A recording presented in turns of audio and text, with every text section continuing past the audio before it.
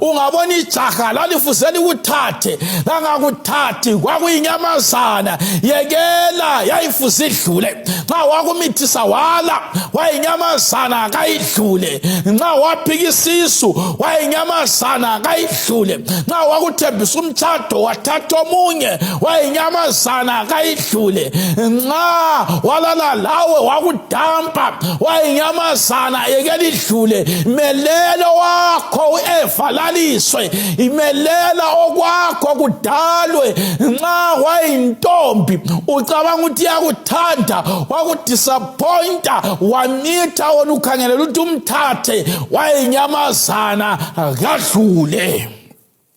Bathandekayo, iBhayibhili lithi lona kuDanyeli chapter 1 verse lika 8 sebefikile eBhabhiloni sebephiwa ukudla kweBhabhiloni. Ungabala uDanyeli 1 verse 8 ithi yona yenye ivesi enthathekisayo ithi kodwa uDanyeli wazimisela ukuthi kayikuzingcolisa ngokudla kwesikhosini lewayini lakhona, yikho wasecela undunankulu imvumo yokuthi angangcoliswa kanjalo. Bathandekayo, kuthiwa uDanyeli esebonile ukuthi eBhabhiloni badla into ezingcolileyo, esebonile ukuthi ukudla kweBhabhiloni kayisikho okubhalwe eBhayibhilini, esebonile ukuthi ukudla kweBhabhiloni kakukho right ebantwaneni bakaThixo abayekhaya ezulwini, kuthiwa wazimisela enhlizweni yakhe.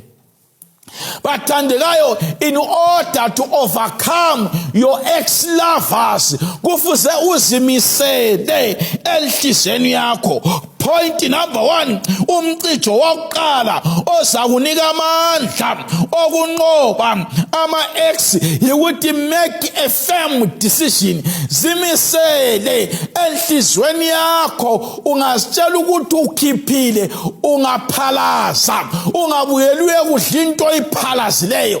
Zimisele enhlizweni yakho. Nxa wakumithisa wala ukukuthatha yekela chiyana laye. Zimisele enhlizweni yakho ukuthi kangisoze mbuyele emuva, ngizamuva forward ngempilo yami. Uhlupho yikuthi abantu abanengi asizimiseli enhlizweni. Uyalana lo muntu kodwa inhliziyo yakhe isale lokhu kuwena lana muntu, yena semuve on ngempilo wathatha omnye umfazi, wena lokhu ulandelela wawungumfazi wokuqala ugcine sungowesi-2 usulandelela usulandelela usufuna ukuyakhotha okuthiwa ngomnye umama. Hayi bathandekayo, zimisele enhlizweni yakho ukuthi wena take a firm decision ukuthi kawuyi kuzingcolisa. Zimisele enhlizweni yakho. Purpose in your heart. Point number 2, sebenza ngezandla zakho. Ikakhulu omama okwenza kube nzima ukuthi bakhohlwe ama-ex-boyfriend abo, ama-ex-lovers abo, ama-ex-husband abo, yikuthi kabafuna ukusebenza ngezandla.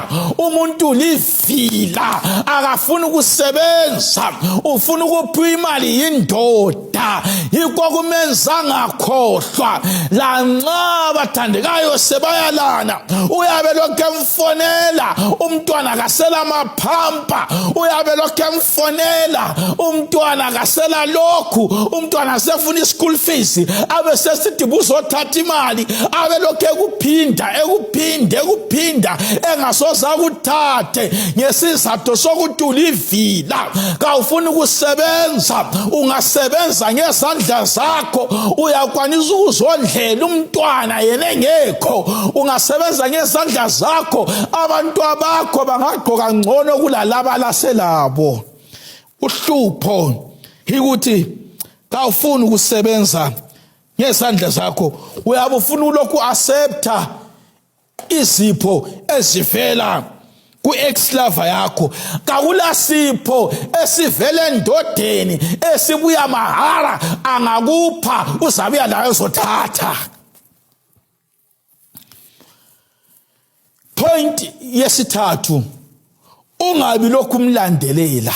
Sisonke uyathola ukuthi umuntu usehlukana lo muntu kodwa lokho emlandelela angatshintshi status uyasiviewer amlandelele ku Facebook amlandelele ku Instagram amlandelele ku Twitter uphilela ukulandelela impilo ye husband yikho kwenza angaphuma ekhanda nxa ufuna ukukhohlwa ngomuntu yekela ukubulokhu umlandelela akuqume icommunication lakhe bathandekayo ibala elithi X abanye bathi lithi your time has expired thanks for the experience vuma ukuthi isikhathi sakhe sesidlulile move on ngempilo ungabe lokhu umlandelela ungamlandelela usavula amangcwaba kunuka amathambo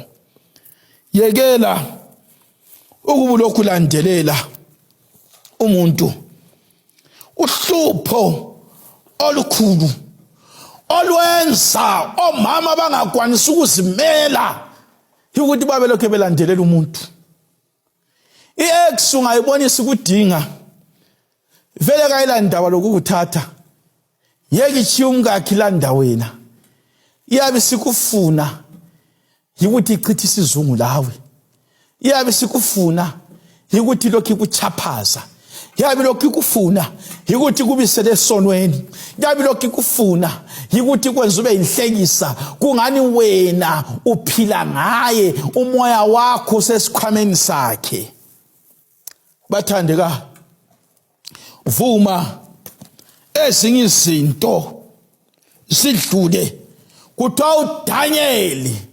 wasimisela kweyakhe inhliziyo ayilandaba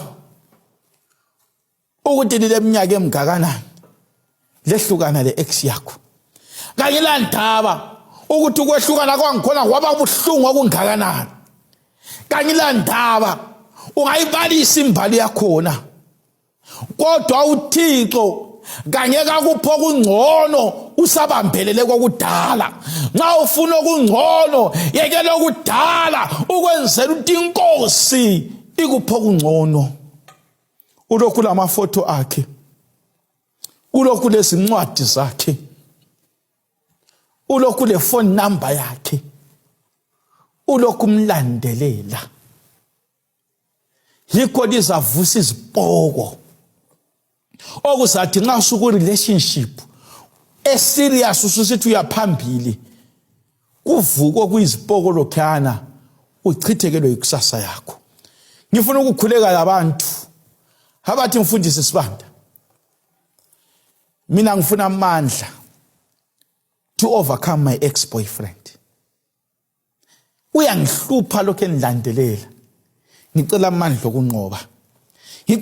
okunqoba akaphume ekhanda my ex-lover angase sendile ngiyabe lokho ngimlandelela i-weakness yami silokho sitshontshana lanxa sesehlukana singahlangana kuyavuka sike sithathane siyekhatshana sibalekisane umkakhe kakwazi kodwa mina laye sesathatha kodwa akakupheli uNkulunkulu ngicompa amandla ukuphila kanje angufune mina sevuka ekhaya ezulwini kuphila kanje kangufune ngi-single parent ngifuna umnima ngipho right I want to overcome my ex-lover nxa unjalo phakamisa isandla lapho khona sibe lomthandazo babo ingcwele ohlala ekhaya ezulwini